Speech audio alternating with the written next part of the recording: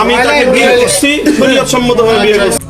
2021 সালের বহুল আলোচিত নারায়ণগঞ্জের রয়্যাল রিসোর্ট ঘটনার 5 বছর পর এ বিষয়ে বিস্তারিত বক্তব্য প্রকাশ করেছেন বাংলাদেশ খেলাফত মজলিসের আমির মাওলানা মামুনুল হক। শুক্রবার রাতে নিজের ভেরিফাইড ফেসবুক পেজে দেওয়া এক দীর্ঘ পোস্টে তিনি এ ঘটনাকে রাষ্ট্রীয় মব সন্ত্রাস আখ্যা দিয়ে নানা অভিযোগ ও ব্যাখ্যা তুলে ধরেন।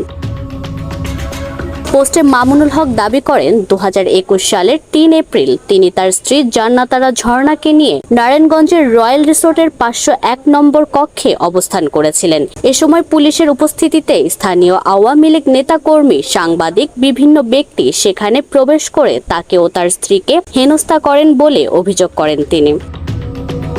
তিনি বলেন, ওই সময় তিনি এবং জান্নাতারা উভয়ই নিজেদের বৈবাহিক সম্পর্কের বিষয়টি উপস্থিত সবার কাছে স্পষ্টভাবে জানিয়েছিলেন। তার দাবি, পরে পুলিশ কর্মকর্তারা বিভিন্ন ব্যক্তির সঙ্গে কথা বলে তাদের সম্পর্কের বিষয়টি যাচাইও করেন। পোস্টে জান্নাতারার সঙ্গে তার বিবাহের বিষয়টি বিস্তারিত ব্যাখ্যা দেন মামুনুল হক। তিনি দাবি করেন, জান্নাতারা পূর্বে তার ঘনিষ্ঠ সহকর্মী হাফেজ শহীদুল ইসলামের স্ত্রী ছিলেন এবং পরবর্তীতে পারস্পরিক সম্মতিতে বিচ্ছেদের পর তিনি শরিয়া সম্মতভাবে তাকে বিয়ে করেন।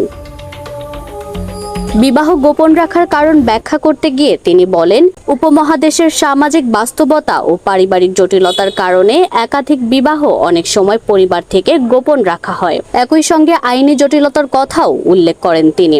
রিসোর্টের রেজিস্ট্রারে অন্য নাম ব্যবহারের প্রসঙ্গে মামুনুল হক বলেন, তার পরিচয়পত্রে প্রথম স্ত্রীর নাম এবং জান্নাতারার পরিচয়পত্রে সাবেক স্বামীর নাম থাকায় বিভ্রান্তি এড়াতে তারা ওই তথ্য ব্যবহার করেছিলেন। পোস্টে তিনি অভিযোগ করেন, তৎকালীন শেখ হাসিনা সরকারের বিভিন্ন সংস্থা তার বিরুদ্ধে অপপ্রচার, ব্যক্তিগত কল রেকর্ড ফাঁস এবং চরিত্র হননের চেষ্টা চালিয়েছিলেন। তিনি আরও দাবি করেন, গোয়েন্দা সংস্থার পক্ষ থেকে তাকে বিভিন্ন বিষয়ে চাপ দেওয়া হয়েছিল, তবে তিনি তা প্রত্যাখ্যান করেন। মামুনুল হকের দাবি, রয়্যাল রিসোর্ট ঘটনার পর জান্নাতারাকে বিভিন্নভাবে চাপের মুখে রাখা হয় এবং আদালতেও গোয়েন্দা সংস্থার প্রভাব ছিল। তিনি আরও বলেন, তার বিরুদ্ধে প্রচারিত চুক্তিভিত্তিক বিয়ের অভিযোগ সম্পূর্ণ মিথ্যা। পোস্টে তিনি জানান, জান্নাতারার সঙ্গে তার বৈবাহিক সম্পর্ক 2019 থেকে 2025 সাল পর্যন্ত বহাল ছিল। পরবর্তীতে পারস্পরিক সমঝোতার ভিত্তিতে তাদের বিচ্ছেদ ঘটে। রাজনৈতিক বিরোধিতা ও চরিত্র হননের অভিযোগ তুলে ধরে মামুনুল হক বলেন, তাকে ঘিরে বিভিন্ন সময়ে কুৎসা রটানো হলেও তিনি কখনো নিজের অবস্থান থেকে সরে আসেননি। পোস্টের শেষাংশে তিনি সমালোচকদের উদ্দেশ্যে চ্যালেঞ্জ আহ্বান জানান এবং রয়্যাল রিসোর্টের 501 নম্বরকে নিজের ভাষায় হাসিনা সরকারের ব্যর্থ ষড়যন্ত্রের প্রতীক হিসেবে উল্লেখ করেন। ফাহিমা বৃষ্টি, ডেস্ক রিপোর্ট, বিডিএস নিউজ।